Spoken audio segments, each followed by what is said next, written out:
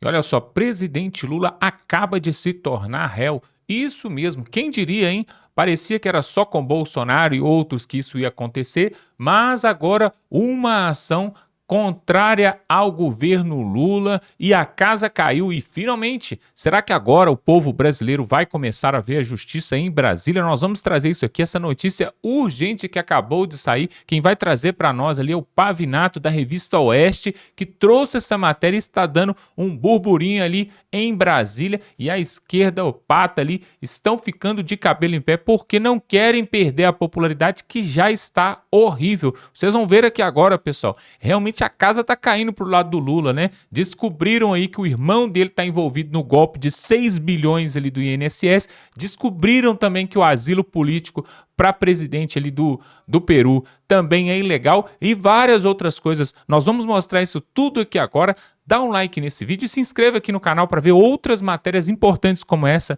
O Lula agora ficou sem saída. Confira essa matéria e voltamos. Lula torna-se réu em ação popular.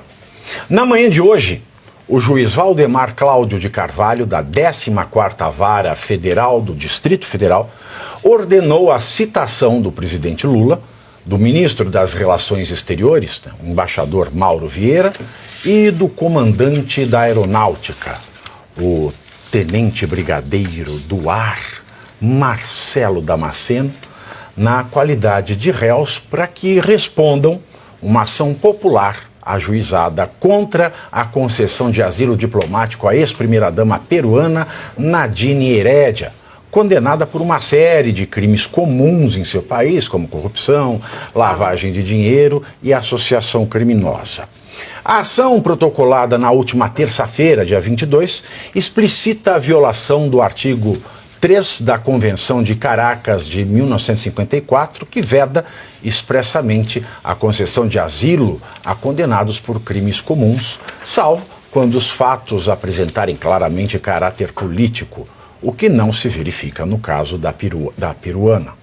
O comandante da Aeronáutica foi admitido no processo por usar avião da FAB para trazer a Dondoca para o Brasil, fato que representaria desvio de finalidade.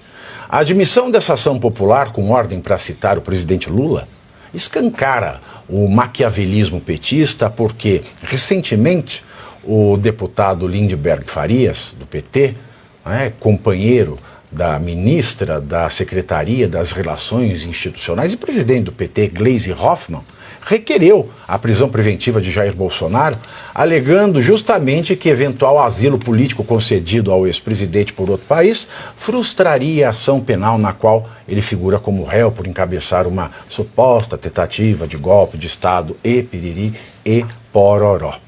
Desta ação ter sido aceita, Lula foi citado, vai ter que responder. A situação torna-se complicada agora, hein, professor?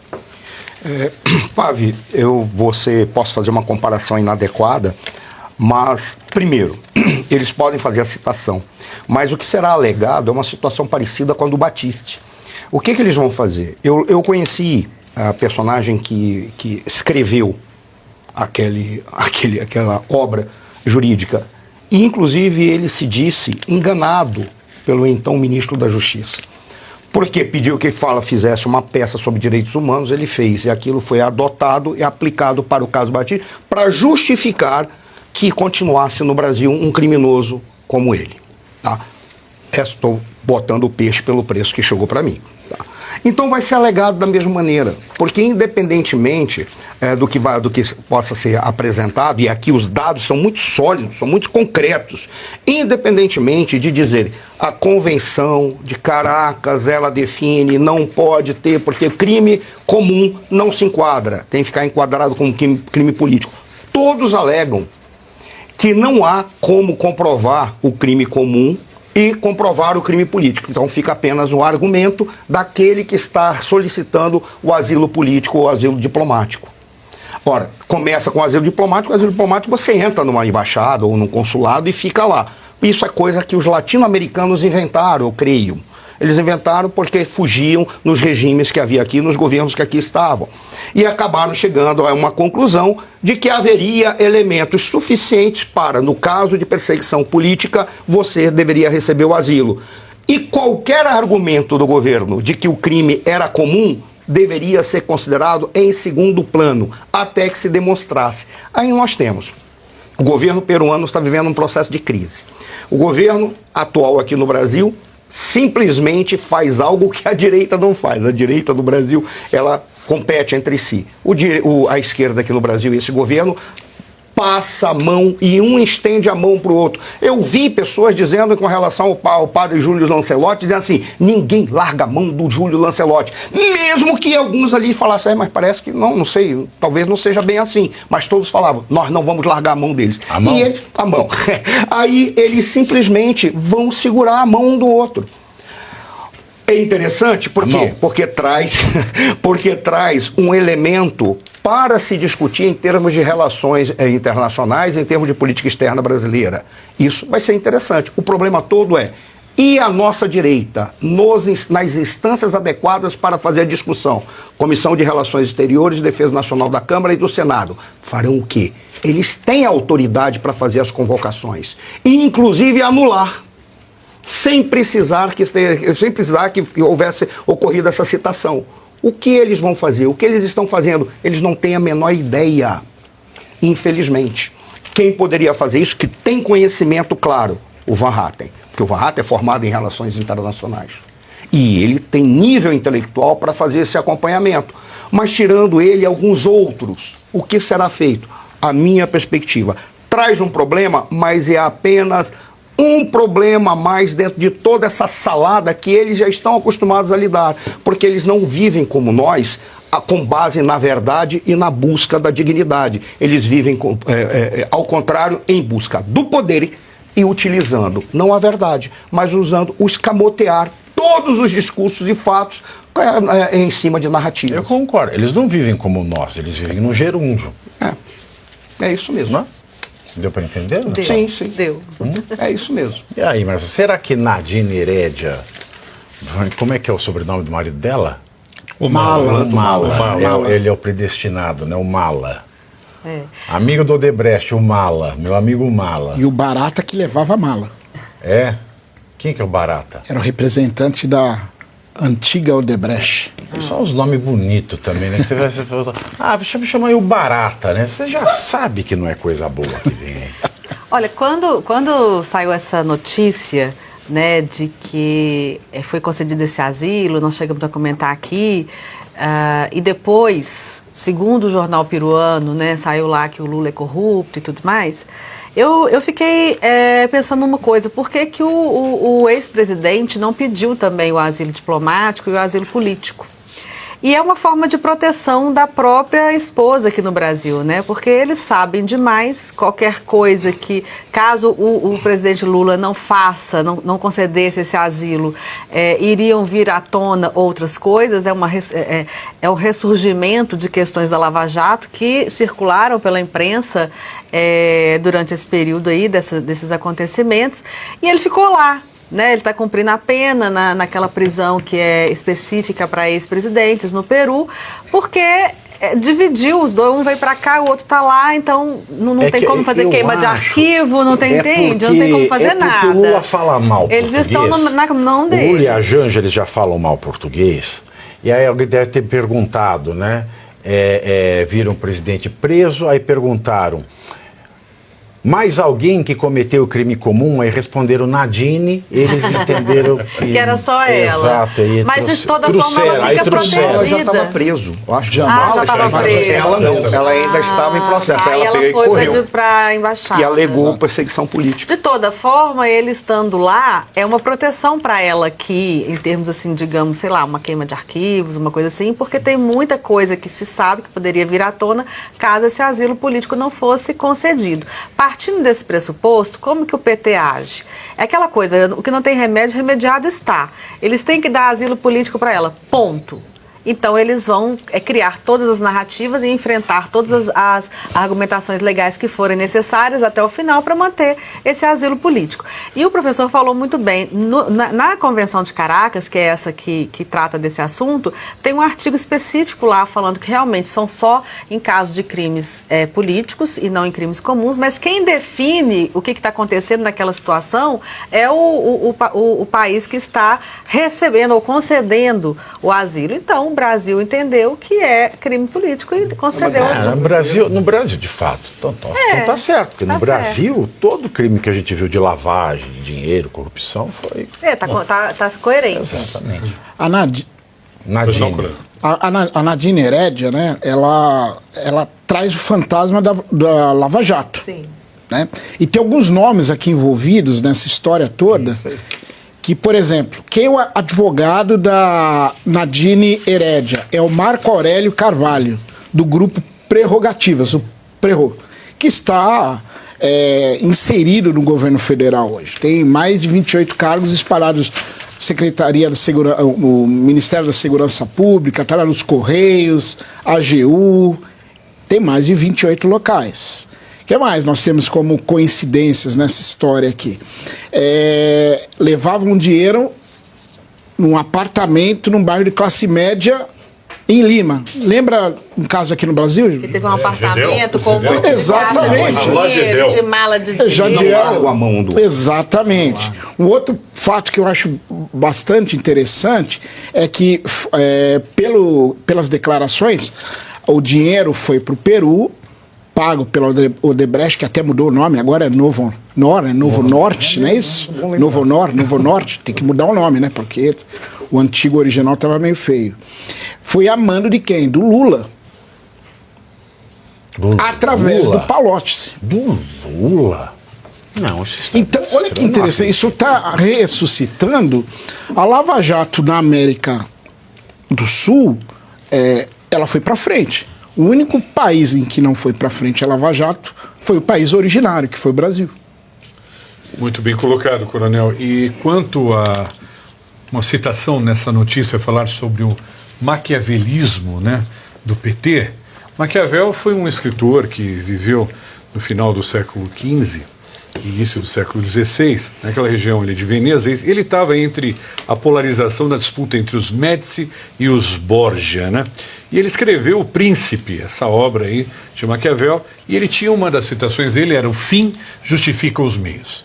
Então, quando o Lindenberg Farias, o segundo marido da Gleisi Hoffmann, solicitou a prisão preventiva do ex-presidente Bolsonaro por uma questão aí que ele poderia se asilar em qualquer país, eles fazem isso, o PT, para colocar como exemplo que realmente eles têm razão, que eles estão falando a verdade, que asilo político é verdadeiro e que o Bolsonaro pode pedir asilo a qualquer momento. Porém, como o coronel aqui já disse muito bem quais são os verdadeiros interesses, eu faço só um apontamento ao tenente-coronel brigadeiro do ar, ao coronel brigadeiro do ar, Marcelo Damasceno, a qual eu conheço e respeito muito. O chefe das Forças Armadas do Brasil é o presidente Lula. O presidente Lula, ele deu a ordem e o brigadeiro simplesmente cumpriu, só isso. Ele foi o brigadeiro a cumprir. Ele foi obrigado a cumprir essa ordem. E quanto a Maquiavel, já que o PT é tão maquiavélico, eu vou colocar uma frase aqui de Maquiavel que explica bem o poder e a inteligência de um governante, né? Se mede o poder e a inteligência de um governante pela inteligência daqueles que estão em volta dele. Por aí, vocês já podem imaginar o quanto é inteligente o nosso governante. Pois é, nós vamos trazer agora uma fala do Sérgio Moro, aquele juiz famoso que colocou o Lula na cadeia. Pois é, o Sérgio Moro ainda continua batendo ainda no Lula. Ainda hoje, porque apesar do Sérgio Moro para alguns não ser de direita, mas ele se considera ali conservador, e olha só a bomba que ele vai soltar aqui sobre o presidente Lula e que ele não gostou, o Lula não gostou dessa declaração. O Sérgio Moro deu uma entrevista aqui, fez um pronunciamento e soltou alguns podres ali do Petralha, pessoal. Essa entrevista foi sensacional, nós vamos mostrar aqui, porque realmente agora os podres começam a aparecer do lado da esquerda também. Preste atenção nessa matéria e voltamos em seguida. O senhor que foi um protagonista também em toda a questão da Operação Lava Jato, o Brasil que chegou a prender, inclusive o atual presidente da República em relação às questões relacionadas à Lava Jato, e agora o Brasil virou um espaço para abrigar gente que passa por condenações, lavagem de dinheiro. O nosso país virou essa situação depois dessa ponta-cabeça, dessa cambalhota que a justiça deu, mas nós temos ainda um fio de esperança em relação a tudo isso, não temos, senador? Perfeito, olha, bom dia a todos que estão nos acompanhando, da Gazeta do Povo, pessoal aí do Paraná, do Brasil inteiro, né? Cumprimentar aqui a Anne, também a Cristina, também o Lucas. Olha, esse foi um tapa na cara dos brasileiros e dos peruanos, né? O governo brasileiro o governo Lula conseguiu mais uma. Ontem, inclusive, nós tivemos essa grande operação contra fraudadores do INSS, parece que 6 bilhões estimados aí de fraude contra aposentados, e eu até falei brincando aqui no Congresso, é mais uma prova de que a gente não precisa importar corruptos do Peru, nós já os temos aqui em abundância.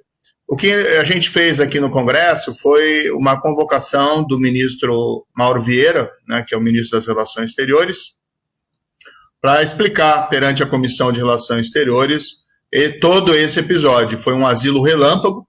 A Nadine Heredia foi condenada, juntamente com o Ollanta Humala, por corrupção e lavagem de dinheiro lá no Peru. E na mesma data da sentença, ela já procurou a Embaixada Brasileira, conseguiu o asilo, e para afronta ainda dos brasileiros, o Lula mandou um avião da FAB buscá-la. E ela veio ao Brasil como se fosse uma espécie de chefe de Estado com todas as honras. Então foi um grande assinte. Eu tenho dado, durante toda essa semana, concedido uma série de entrevistas a veículos de imprensa do Peru. Eles têm me procurado para saber a situação aqui no Brasil em relação a esses fatos, e o sentimento lá é de indignação. O asilo político é um instrumento tradicional usado na América Latina para ser concedido a pessoas perseguidas politicamente, pessoas normalmente que são vítimas de processos por serem opositores de um determinado regime, por crimes de opinião, casos, por exemplo, que a gente vê lá do Maduro, naquela perseguição desenfreada contra a oposição venezuelana, Maria Corina Machado, ali faz sentido.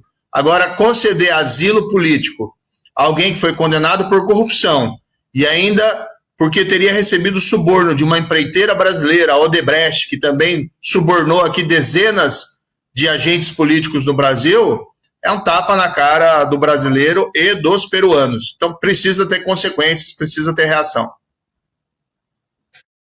Muito bem, senador Sérgio Moro aqui no Café com a Gazeta do Povo. Senador, vou passar aqui para a nossa comentarista Anne Dias, tem um questionamento para o senhor. Muito bom dia, senador. Obrigado pela participação com a gente novamente. Senador, aproveitando inclusive a tua experiência com a Lava Jato, eu queria pedir para que o senhor explicasse um pouco mais como foi esse caso de corrupção no Peru envolvendo a Odebrecht, que a gente sabe que tem relação com a Lava Jato, para que a nossa audiência entenda de fato o que ela está sendo condenada e agora, infelizmente, está sendo acolhida aqui no Brasil. Bem, a Odebrecht, ela subornou políticos aqui no Brasil e políticos também estrangeiros para obter contratos no exterior. No Peru, a partir ali mais ou menos de 2016, 2017, num desdobramento da Lava Jato brasileira, começaram a surgir provas, principalmente decorrente de extratos bancários de contas da Odebrecht no exterior e de própria colaboração de delatores executivos da Odebrecht, de que ela teria subornado diversos agentes políticos no Peru. Tem o caso do ex-presidente Alejandro Toledo, que inclusive estava nos Estados Unidos e foi extraditado recentemente ao Peru por ter recebido suborno da Odebrecht. Tem o caso, que ainda sob investigação, do Pablo Pedro Kuczynski, também presidente do Peru, que acabou tendo que renunciar num desdobramento aí da Lava Jato. E tem o Ollanta Humala, que foi presidente do Peru, e consta, tá, que ele e a esposa dele, a Nadine Heredia, teriam recebido suborno da Odebrecht em 2011, destinado à campanha eleitoral, algo em torno aí de 3 milhões de dólares, na época mais ou menos 4 milhões e 800 mil reais. Inclusive, quando a gente estava com o caso da Lava Jato aqui no Brasil, apareceu, as pessoas talvez se recordem, uma planilha eletrônica chamada Programa Especial Italiano, foi encontrado no aparelho celular do Marcelo Odebrecht e também em e-mails de executivos da Odebrecht. E esse programa especial italiano, ele retratava uma espécie de conta corrente informal entre a Odebrecht e o Antônio Palocci, que controlava contas ali do interesse, segundo ali foi relatado na época, da presidência da República. E dentre os lançamentos de débito que tinha nessa planilha, tinha lá Programa OH, né, que foi identificado como sendo o Programa Ollanta-Humala. Então a Odebrecht, ela teria subornado, pago suborno para a campanha eleitoral do Ollanta-Humala e para sua esposa estaria envolvida diretamente. Há quem diga até que ela era a cabeça desse esquema criminoso no Peru, e agora eles foram condenados, e de repente o Brasil, de Lula, concede esse vergonhoso asilo político, e depois esse voo da vergonha, manchando o bom nome da Força Aérea Brasileira, né? Deveria... Não sei se o ministro poderia recusar, o ministro da Aeronáutica, mas deveria ter havido um protesto aí de realizar o transporte de alguém condenado por corrupção para trazer essa pessoa aqui para o Brasil. Mas é um retrato, vamos ser bem sinceros, Anny, do governo Lula. O governo Lula é isso que a gente está vendo. Uma deterioração não só econômica do país, a inflação está aí no supermercado para todo mundo ver, os juros nas alturas estão aí igualmente, e a degradação moral, né? Já não basta os escândalos de corrupção que temos no Brasil. Ontem tivemos um exemplo aí do caso do INSS, dos aposentados sendo vítimas de fraudes bilionárias, inclusive com suspeita de envolvimento de sindicato dirigido pelo irmão do próprio Lula. Agora estamos também importando impunidade para os países da América Latina e fragilizando as nossas relações internacionais. Sabe Deus com qual propósito, né? Qual que é o objetivo de conceder um asilo político para alguém como Nadine Heredia? Sérgio Moro aqui conosco, nós vamos passar agora, senador, lá para São Paulo. O Lucas Saba tem uma pergunta para o senhor também. Vamos lá, Saba. Senador, bom dia, sempre um prazer falar com o senhor, seja bem-vindo ao Café com a Gazeta aqui da capital paulista. Senador, vou aproveitar para fazer duas perguntas em uma, ainda sobre essa questão da Operação Lava Jato envolvendo a ex-primeira-dama do Peru. Nós tivemos outras pessoas condenadas no Peru, mas queria que você lembrasse a quem nos assiste a outros países que a Lava Jato chegou, não só o Peru, né, mas outros vizinhos nossos. E poderia explicar como se deu esse processo. E outra questão, queria que o senhor comentasse esse escândalo envolvendo o presidente do INSS, porque parece que a nossa Polícia Federal parou aí pelo menos deu uma pausa nessas perseguições a políticos que falam o que o presidente não gosta, para de fato fazer o papel dela e ir atrás de corruptos, senador. Eu vou começar pela segunda pergunta. Foi uma surpresa agradável saber dessa investigação da Polícia Federal, porque de fato, Lucas, eu converso até com muita gente da Polícia Federal ainda, e o que se vê é uma categoria absolutamente desestimulada, porque eles foram colocados a serviço de um regime político para a perseguição de crimes de opinião, né? Quanta gente aí processada porque teria supostamente ofendido o presidente ao chamá-lo, né, de ladrão, ou ofendê-lo, ou seja, uma opinião política que tem base, né, em fatos, apesar da anulação das condenações, e não deveria ser instrumentalizada a Polícia Federal com esse tipo de objetivo. Deixe isso ao debate político, ele que se defenda no próprio debate político.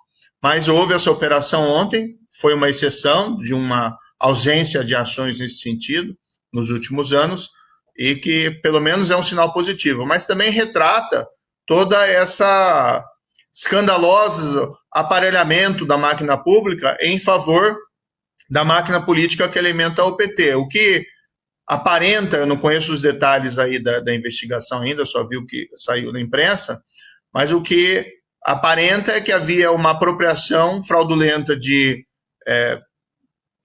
recursos dos aposentados, né? Os aposentados recebiam as suas pensões, as suas aposentadorias, sofriam descontos ilegais para pagar serviços inexistentes prestados por associações de sindicatos, de aposentados, amigos do governo. E isso num patamar aí de 6 bilhões de reais. É dito que essa fraude teria começado até antes do próprio governo Lula, mas o volume teria se intensificado significativamente a partir de 2023. Agora foi interrompida essa fraude. E surgiu essa surpresa ainda na data de ontem, que um dos sindicatos envolvidos é dirigido, ou tem por vice-presidente, tem por um dos seus dirigentes, o próprio irmão do presidente da República, aquele Frei Chico, que lá no passado, né, depois anularam isso também, teria sido acusado de receber uma espécie de mesada da Odebrecht. A gente vê que esses fatos vão se repetindo. Né? Eu sempre entendi o seguinte, se o crime não encontra barreiras, as coisas tendem a voltar. E é o Brasil do Lula que está de volta. Em relação ao outro tema da Odebrecht, a Odebrecht, de fato, ela até admitiu isso no acordo de leniência, que ela pagou suborno para dezenas de agentes públicos mundo afora. Então, tem desdobramentos no Peru, tem desdobramentos no Panamá, inclusive o ex-presidente, Ricardo Oliveira também ali foi condenado criminalmente, ou está em julgamento. Tem casos no México, tem vários casos de lavagem de dinheiro em países europeus, como ali na Suíça. Vários desses países fizeram a sua lição de casa. Outros países tiveram dificuldades. Na Colômbia, a própria Bolívia ali não teve lá muitos desdobramentos, mas foi algo espalhado. Equador tem até hoje o Rafael Correia, né, que teve que acabou fugindo do país e está lá escondido lá na Europa por conta de desdobramentos da Operação Lava Jato, mas teve lá um vice-presidente que foi condenado e se encontra preso, que é o Joseph Glass. E o Peru, me parece que foi o país que avançou mais nessas investigações. São 4 ex-presidentes processados e investigados, não é algo trivial fazer isso, e um outro presidente um desses presidentes é o Alan Garcia, que diante do surgimento do escândalo de corrupção e na perspectiva de ser preso, se suicidou. E agora o Brasil, que era admirado, né, porque a gente estava fazendo nossa lição de casa aqui com a Lava Jato, a gente está desfazendo tudo, com base nesses julgamentos, que no fundo são uma reviravolta política, de alguns ministros do Supremo, que têm anulado até mesmo casos baseados em confissões. O indivíduo fez um acordo, ele confessou que ele roubou dinheiro público, ele devolve o dinheiro público e anos depois ele vem lá pedir ao Supremo que anule o acordo, a confissão dele, por alguma fantasia ficcional criada e que encontra abrigo naqueles que querem um revanchismo contra a Operação Lava Jato durante esse governo Lula. É uma vergonha o que está acontecendo hoje no Brasil. Muito bem, senador Sérgio Moro aqui com a gente no Café com a Gazeta do Povo. Agora, senador, mais uma perguntinha da Cristina Grêmio, nossa comentarista. Está com você, Cris. Um prazer conversar com o senhor de novo. Queria fazer 2 perguntas, na verdade. Uma delas diz respeito aos ministros do STF, que o senhor mencionou aí agora há pouco, se relacionando à questão do desmonte da Lava Jato, mas a gente tem falado aqui, relacionado a outros assuntos, exibimos mais cedo o vídeo do ex-presidente Bolsonaro sendo intimado dentro da UTI a responder a essa intimação em 5 dias. E criticávamos, obviamente, também a omissão do Senado. O brasileiro está muito atento ao fato de o Senado não levar nunca a cabo a votação de pedidos de impeachment de ministros do STF que abusam de sua autoridade e desrespeitam a Constituição. Esse caso que eu citei foi só mais um deles. Então, eu queria saber se nos bastidores, pelo menos, do Senado, há uma indignação, alguma tentativa de fazer, de alguma forma, pressão sobre o novo presidente, Davi Alcolumbre, para que se vote algum desses pedidos de impeachment de ministros do STF. E a outra pergunta é relativa especificamente a Nadine Heredia. Eu vi que o senhor fez um pedido para a Comissão de Relações Exteriores para que o ministro das Relações Exteriores seja ouvido para explicar não só o asilo político concedido a ela, mas também o envio do avião da FAB. O senhor acha que isso pode resultar em quê exatamente para o governo? Bem, quanto ao primeiro ponto, Cristina, um prazer, né, falar com você. Eu sou oposição a esse governo Lula desde o início, então eu tenho sempre me posicionado contra esse governo. Eventualmente, quando aparece alguma medida que é positiva para o país, embora são muito poucas que vêm desse governo, até voto a favor, mas, em geral, essas pautas de desmonte da combate à corrupção, essa perseguição ali aos manifestantes do 8 de janeiro, e outras medidas, né, tentativas aí de censurar, inclusive, a liberdade de expressão, eu sempre me posiciono contra. Eu tenho me posicionado, inclusive, a favor dessa anistia para o 8 de janeiro. Ninguém concorda com destruição de patrimônio público ou com qualquer espécie de arruaça, mas esses julgamentos, da forma como foram feitos, não são aceitáveis, ainda mais impondo penas lá de 17 anos, 16 anos de prisão a pessoas que são muito simples. Eu, inclusive, também tive contato com várias dessas pessoas e pude constatar, pessoas que se exaltaram naquela lógica um pouco de turba e não merecem aí ficar 17 anos preso, ou muitos aí com prisão preventiva de 2, 3 anos, a meu ver, tudo isso muito abusivo. Agora, em relação a esse processo do presidente Bolsonaro, o que eu tenho dito desde o início, esse processo está muito politizado. Então, faria o Supremo um favor a ele mesmo se ele mandasse esse processo à primeira instância, porque não tem ninguém de foro privilegiado lá. O único que tem é o Ramagem, né, que é deputado federal, mas acontece que os fatos que são imputados a ele são anteriores ao exercício do mandato. Então, o Supremo nem teria competência. O ministro Fux, aliás, tem se posicionado ali, sendo vencido nessa parte na turma, exatamente nesse sentido. Para que o Supremo vai entrar nesse processo que virou altamente politizado, e as pessoas veem esse julgamento como se fosse algo de cartas marcadas? Então, precisa ter justiça, sim, e precisa ter aparência de justiça. O Lula foi julgado aí em primeira instância, ele foi preso, inclusive, só depois de ser condenado em segunda instância, teve confirmação da condenação em terceira instância, depois que houve aquela reviravolta política. Então, por que tratar de maneira diferente aí o presidente Bolsonaro? O que eu tenho me posicionado é isso: manda esse processo para a primeira instância e vamos ver lá o julgamento, né? Vai ser distribuído por um juiz técnico e ele vai poder avaliar aqueles fatos que são imputados, todos aqueles grupos. Mas, enquanto aos manifestantes, a minha posição é clara aí em favor da anistia, né? O ideal seria, no início, que tivessem sido julgados em primeira instância e aí punidos aqueles que destruíram patrimônio público e aqueles que não destruíram ficariam de fora. Agora, nessa altura do campeonato, com gente aí presa preventivamente há 2 anos, tem que ter anistia, né? Melhor encerrar isso aí de uma vez por todas. Em relação a medidas contra o Supremo, é uma situação bastante simples. Não existe maioria hoje no Senado, não existe maioria na Câmara para uma medida dessa espécie. O que o Senado tem feito, a meu ver, que é muito importante, ele aprovou lá a emenda contra as decisões monocráticas, né, porque estava havendo abuso, tivemos suspensão da lei das estatais por mais de 1 ano, com base numa decisão monocrática do ministro Lewandowski, que depois virou ministro da Justiça do governo Lula. O Senado aprovou, foi para a Câmara e agora está parado lá na Câmara. Né? Não sei porque a Câmara também não avança com essa pauta. Nós aprovamos também a PEC antidrogas, diante uma reação de uma decisão do Supremo, que me parece errada, de querer descriminalizar o posse de maconha para consumo, ou estou confundindo até para venda, né, de 40 gramas de maconha. A meu ver, não é uma seara que cabe ao Judiciário, cabe ao Senado.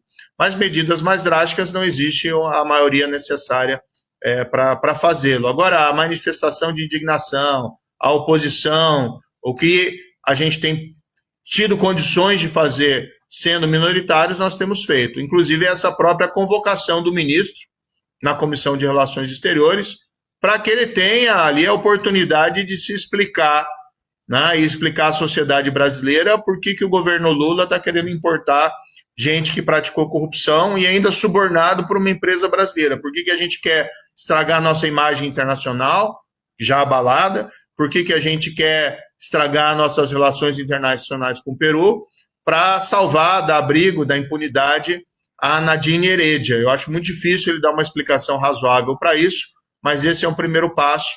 E aí, depois dessa audiência, que nós vamos verificar quais são as consequências possíveis. Agora, a gente vê que é um governo que está afundando, né?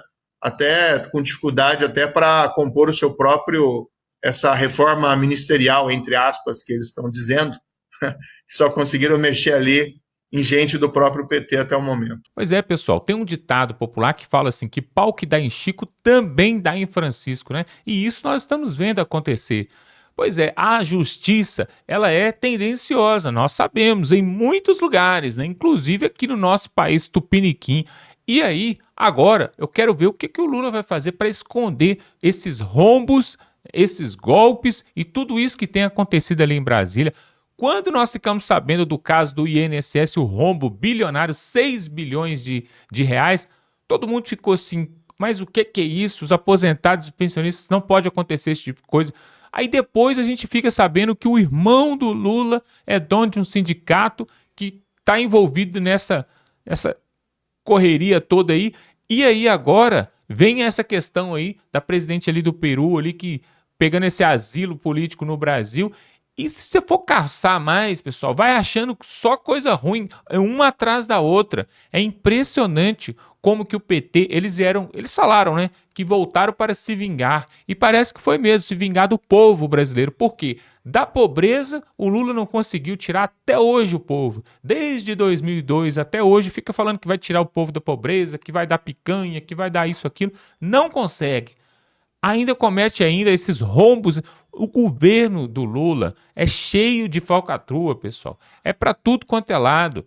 Mas eles contam com a ajuda dos togados. Porque se não fosse, pessoal, para pensar. Vamos parar para pensar. Se não fosse o STF, aonde que o Lula estaria? O Lula, Gleisi Hoffmann, o PT, Fernando Haddad, o Lindenberg, Faria, aonde que esse povo estaria hoje? Será que eles estariam atrás das grades? Será que já teriam ido para Venezuela? Teriam ido para Cuba, para Nicarágua, para Coreia do Norte? Porque aqui não ia ter lugar para eles. Imagine se a gente tivesse um judiciário ali, né? Um poder judiciário que realmente fosse isento, totalmente isento e não partidário e não político. Imagine como que seria esse país, pessoal. O problema do Brasil não é dinheiro, falta de dinheiro, não é. O problema do Brasil não é o clima. O problema do Brasil, na verdade, é a corrupção. Esse é o único problema. Se acabar com a corrupção, pessoal, acabou. O Brasil tem tudo para se tornar a nação mais poderosa do mundo. Agora, diante desses escândalos que nós estamos vendo, só nos resta mesmo, né, pedir a Deus para que em 2026 algo possa acontecer. E é o que eu estou pedindo para que, se Bolsonaro conseguir voltar, se ficar elegível e concorrer em 2026, que consiga voltar. Agora, se ele não conseguir, que pelo menos o Tarcísio consiga, a Michele e, numa pior das hipóteses, talvez o Ronaldo Caiado e até mesmo o Pablo Marçal. Agora, continuar com o Lula por mais 4 anos, eu não sei se a nossa economia vai resistir por mais 4 anos com essa roubalheira que acontece ali em Brasília. Um verdadeiro absurdo, pessoal. Nós vamos deixando nosso protesto, nossa indignação. Se você também está indignado com isso, se inscreva aqui no canal, porque nesse canal aqui nós vamos colocar a verdade. Se inscreva aqui agora, pessoal, totalmente gratuito. Você clica aqui, se inscreve, dá um like nesse vídeo. Nós vamos ficando por aqui. Até a próxima.